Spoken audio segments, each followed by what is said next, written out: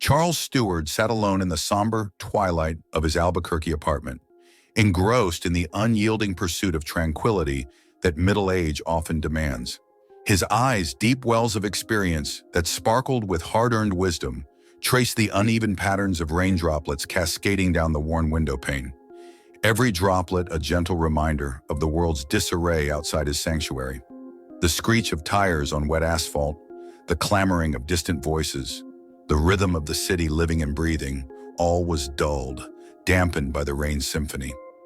The room was filled with memorabilia of a life well lived and battles hard won, each object a silent testament to his unyielding resilience.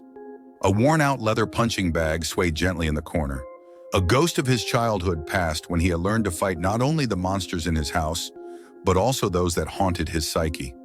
The phone rang, slicing through the silence and the patter of the rain with its shrill urgency. Charles flinched slightly, a subtle tightening of his jawline being the only tell of his discomfort. He reached for it with an air of stoic resignation, bracing himself for the disruption to his solitude. "Detective Stewart, it's Jack. We've got something that might pique your interest up here in Farmington," the voice on the other end intoned. "Jack? As in Officer Jack Wesson from the Farmington PD? What's brought you out of your quiet little town?" Charles' voice, although drenched in curiosity, maintained a certain nonchalant facade. "It's strange, Charles. We found something ancient, a settlement, underground. Old as the hills, maybe older," Jack's voice quavered, an incongruity to his usually stern demeanor. "A historical artifact? Shouldn't you be calling an archaeologist instead?" Charles retorted, an amused smile tugging at the corners of his mouth. "You don't understand, Charles. It's not just an artifact. It's like an entire civilization. And the crypt, it's just wrong. There's something off about it, something you'd want to see." Charles was silent, his past cases whispered in his ears. Disturbing artifacts, eerie phenomena, uncanny happenings. He felt an old familiar thrill rising within him. He glanced once more at the rain, each droplet now seeming like an unanswered question falling from the sky, beckoning him into the unknown. "I'll be there, Jack. Tomorrow," he finally said, hanging up the phone. As the room fell silent once more, he sat there, staring at the rain-soaked world outside, his mind burrowing deep into the mystery that awaited him. He felt a shadow of anticipation curl around him, a prelude to a symphony of the unknown. Little did he know, his calm and serene world was about to change forever. The ground beneath him was stirring, ready to divulge the deep secrets it had been cradling for millennia. As Charles stepped onto the warm, sun-baked soil of Farmington, a sense of foreboding mingled with his lingering curiosity. He was met with the sight of an excavation site swarming with law enforcement, and at the center, a yawning mouth of darkness, the entrance to the underground settlement. Greeted by Officer Jack Wesson, a man with worry lines etched deep into his weathered face, he was led to the gaping maw of the underground. As they descended, the lively murmurs of the outside world gradually surrendered to a chilling silence, a silence that seemed to whisper untold tales of forgotten epics. The crypt was a chilling masterpiece, an architectural anomaly of smooth obsidian walls, bathed in an eerie green luminescence. The air was thick with the scent of damp earth and ancient decay, an odor as old as time itself.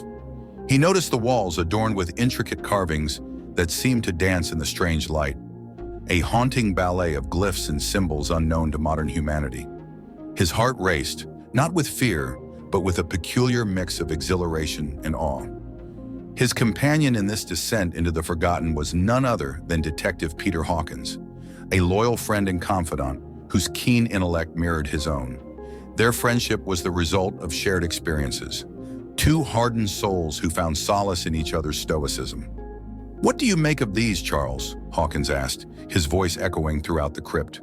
His flashlight illuminated a grand mausoleum with a prominent symbol, a coiling spiral that seemed to undulate even in the steadfast beam of the torch. Charles studied the symbol, his mind making connections and speculating origins. The spiral, a symbol of infinity in many cultures, a sign of eternal life, Or a ceaseless descent into madness, he mused, his voice barely a whisper in the grandeur of the crypt. His mind drifted to other ancient relics he had encountered. This symbol, an echo from other parts of the world, now etched deep in an underground crypt in New Mexico. The eerie quiet of the crypt was a stark contrast to their previous conversations, rich with laughter and camaraderie. Yet there was a certain comfort in this silence, a reassurance that came from mutual respect and trust. As they ventured deeper into the labyrinthine crypt, their footfalls echoing off the ancient stones, a sinister anticipation clung to the damp air. As they walked away from the mausoleum, the coiling spiral seemed to watch them, an insidious sentinel in the unsettling calm. Charles felt the walls of reality thinning, an echo of the cosmic horror that lay just beyond his comprehension. The crypt was a brooding beast, a timeless sentinel in the underbelly of the world. Charles and Hawkins descended further, drawn into its cold, unyielding embrace. The crypt's chilling luminosity revealed a subterranean universe, pregnant with forgotten lore and an uncanny energy that seemed to seep into their bones. "Peter, there is something alive in this place, not as we understand life, but something else," Charles murmured, his senses tingling with an otherworldly apprehension. "There is intelligence in these walls, an ancient consciousness we cannot fathom." Hawkins, however, remained unnervingly silent. His eyes, once mirroring understanding and camaraderie, now glowed with an insidious spark, a change as unsettling as the shifting shadows around them. Charles was about to probe his friend when he turned sharply, his voice echoing off the walls. "You're right, Charles.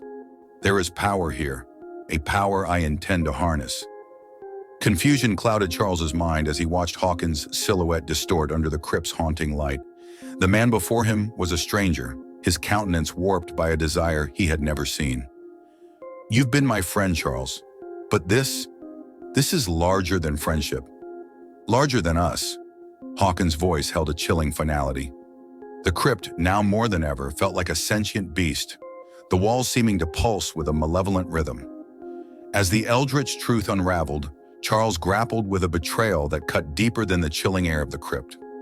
"There are things in this universe, Charles, that would render our existence meaningless, trivial.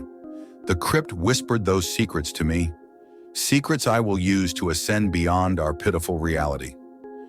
He gazed at Hawkins, the friend he had trusted, now bathed in a sickly green luminescence, his humanity seemingly slipping away.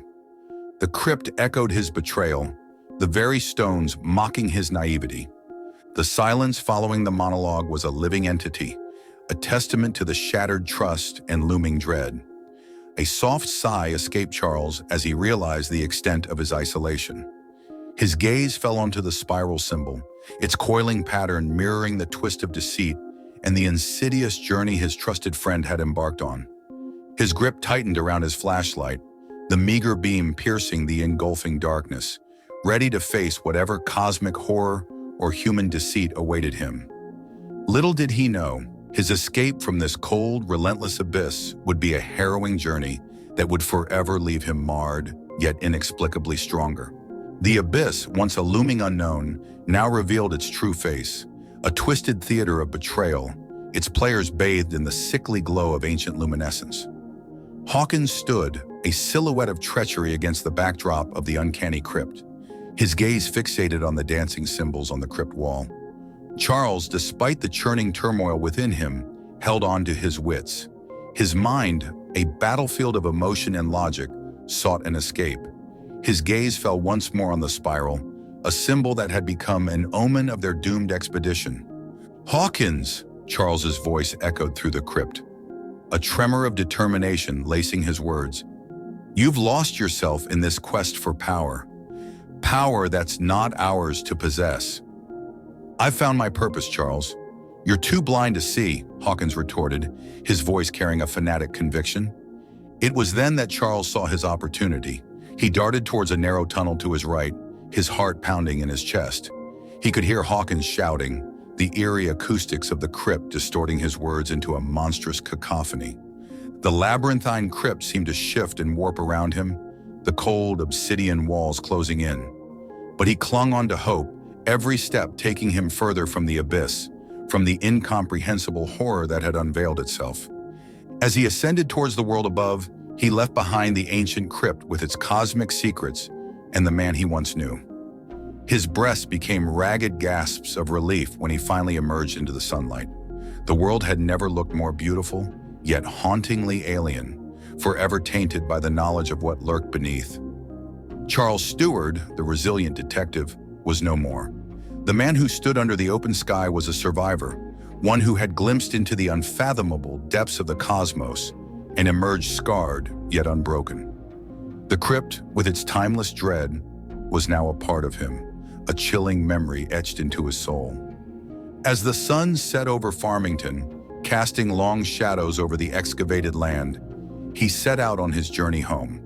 He was alone once more, grappling with a reality that had expanded and twisted into shapes far too intricate for human comprehension. But he was alive. He was changed. And as the stars began to twinkle in the darkening sky, each one a silent sentinel in the cosmic abyss, he looked at the universe with new eyes, a man reshaped by the timeless horror of the crypt beneath the earth. He had escaped the abyss, yet carried it within him, a haunting testament to humanity's insignificance in the face of the cosmic unknown. Thank you for watching. If you enjoyed the video, like it and subscribe to our channel, where you can find more similar stories, and click on the bell icon to never miss one. There is plenty more cosmic horror to come from the Eldritch Tales Factory. Stay tuned, and until next time.